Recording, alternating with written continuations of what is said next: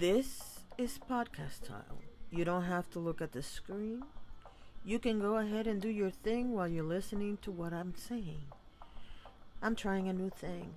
Now, today I'm going to start a new series that is called Stop Normalizing. And what I'm going to do is I'm going to take things that I see around that people treat as normal, and we've been doing it for a long time, and taking the piss out of them. So, let's start with employment, job opportunities, or interviews. However you want to call that process where you apply for a job and then you go to an interview, and all the things that happen on that interview are not red flags to you because we've normalized a lot of behavior. So, let's take number one. The person that is going to conduct the interview is late. Now, I've said this story before, but it turns out that at one point in my life, I was actually after the career. I wanted to be a career woman. I had a child to support. I didn't know where I was going to end up, but I wanted a good job. And I went to a PR firm in Puerto Rico to interview for a job. And the funniest part about it was that I sat there for an hour and a half waiting for this fool to show up to then do the minimum, because clearly he had lunch with some of his higher ups. They had a couple of drinks and he had no idea what he was doing. Now, what did I do? Like an idiot, I sat there, waited for him for an hour and a half, only questioned it once to the secretary because I had other things to do, like work. And so it was a disaster of an interview, and I was pretty happy when they didn't call me back.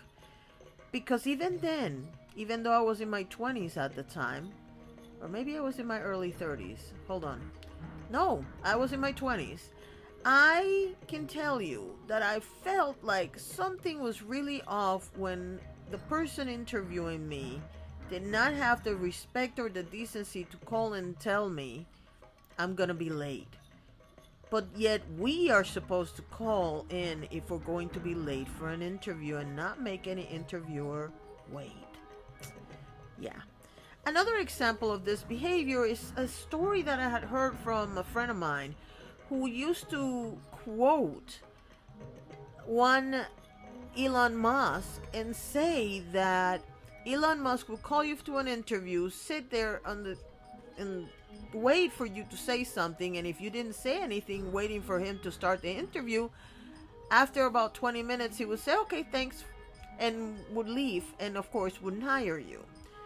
Now, we've all seen how socially awkward this man is in real life, so now it all makes sense. But why do we assume that the interviewer is the only person that has control of the interview? That is incorrect. Also, more importantly, the interview is a process that goes both ways.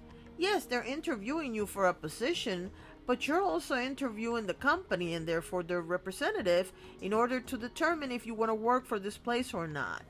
We have become accustomed to the idea that we have to bend over backwards for a company to hire us. And we keep forgetting that at the end of the day, we can always choose not to work for them, and they're in a bind because if they're interviewing people, that's because they need someone for the position. And we keep forgetting that and thinking they have all the power, when the reality is that we have a lot of power too. I am going to leave it there because I want to see if any of you have gone through this and if you have some stories that you want to share. Thank you so much for watching and have a wonderful day.